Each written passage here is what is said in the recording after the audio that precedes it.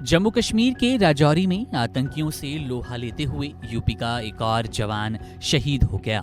अलीगढ़ के रहने वाले सचिन लौरा सेना में पैराट्रूपर के रूप में सेवा दे रहे थे।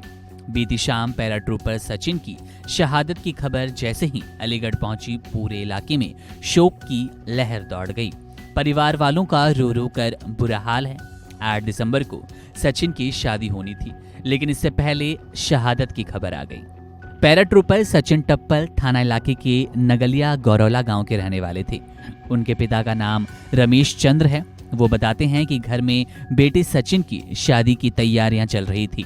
8 दिसंबर 2023 को सचिन की शादी होनी थी। घर में सब हंसी खुशी सचिन के आने का इंतजार कर रहे थे, लेकिन कल शाम खबर आई कि आतंकियों से मुठभेड़ में सचिन शहीद हो गया।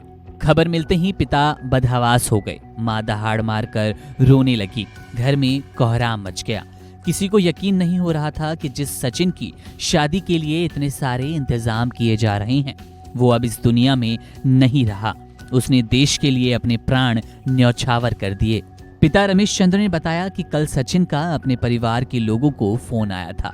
उसने छुट्टी लेकर आने को कहा था। इस दौरान सचिन ने ये भी कहा कि बस 2 लोग और रह गए हैं, इन्हें मार कर आता हूँ। बस इसके बाद फोन ऑफ हो गया। स्विच ऑफ के बाद कोई बात नहीं हुई, लेकिन किसी को नहीं पता था कि ये बातें सचिन की आखिरी बातें होंगी। रमेश चंद्र बताते हैं कि सचिन को बचपन से ही फौज में जाने का शौक था। इसके लिए उसने बेहद मेहनत की थी। कहता था, उग्रवादियों को हम देखेंगे, कैसे नहीं मानते। उसने ये भी कहा था कि जितने आतंकियों को हम मार लेंगे, उतना ही अच्छा हमारा प्रमोशन होगा। तो इन दोनों को हमें और मार लेने दीजिए, मैं इन्हें मार कर आऊंगा। सचिन की मां बदहवास होकर बार बार घर से बाहर निकल पड़ती हैं और अपने बेटे का नाम लेते हुए उसे तलाशती हैं। बेबस पिता की आंखों में आंसू थमने का नाम नहीं ले रहे। उनका कहना है कि बेटा देश के लिए शहीद हो गया, इससे बड़ा सम्मान देश के लिए क्या होगा। इतना कहकर पिता की आंखों से फिर आंसू बहने लगते हैं।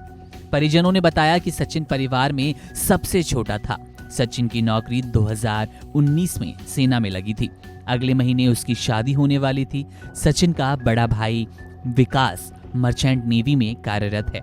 उनकी एक बड़ी बहन है जिसकी शादी हो चुकी है। आपको बता दें कि राजौरी में अब मुठभेड़ खत्म हो चुकी है। सेना और आतंकियों के बीच ये मुठभेड़ खत्म हुई, लेकिन इसी बीच देश ने अपने 5 वीर जवान खो दिए।